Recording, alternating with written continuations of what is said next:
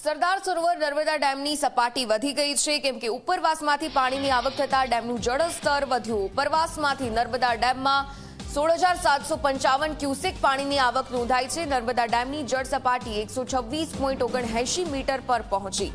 નર્મદા ડેમના પાવર હાઉસના 3 યુનિટ ચાલુ કરી દેવામાં આવ્યા। સિંચાઈ માટે મેઇન કેનાલમાં 16,223 ક્યુસેક પાણી છોડાયું છે। નર્મદા ડેમ આજે પણ 57% ભરાયેલો છે। મધ્યપ્રદેશના ઓમકારેશ્વર અને ઇન્દિરા સાગર ડેમના પાવર હાઉસ પણ ચાલુ કરી દેવામાં આવ્યા છે।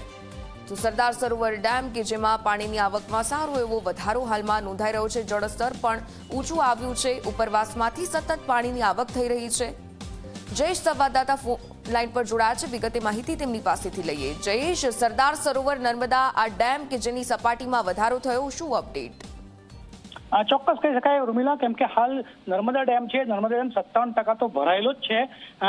અને હવે જ્યારે ગુજરાતને પાણીની જરૂરિયાત પડી છે, વરસાદ ખેંચાયો છે, ત્યારે જે નર્મદા ડેમમાંથી લગભગ 16,223 ક્યુસેક જેટલું પાણી છોડવામાં પણ આવી રહ્યું છે, ત્યારે તેની સામે 16,755 ક્યુસેક પાણીની આવક પણ થઈ રહી છે, જે ગુજરાત માટે સારા સમાચાર કહી શકાય।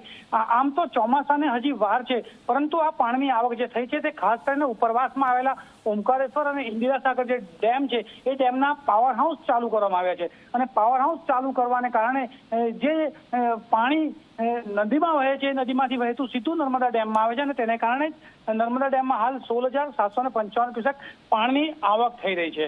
અને તેને જ કારણે નર્મદા ડેમની જે જળ સપાટી છે તે હાલ 126.79 મીટર એટલે કે લગભગ 57% જેટલો નર્મદા ડેમ ભરાયેલો છે। અને હજી પણ જો આ જળ વિદ્યુત મથકો ચાલુ રહેશે તો આ પાણીની આવક સતત ચાલુ રહેશે, અને તેને જ કારણે ગુજરાતમાં જે પાણી છોડવામાં આવી રહ્યું છે તે 16,000 ક્યુસેક જેટલું પાણી હાલ કેનાલ અને નદીમાં છોડવામાં આવી રહ્યું છે। જી બિલકુલથી ધન્યવાદ વિગતે માહિતી સાથે જોડાવા બદલ।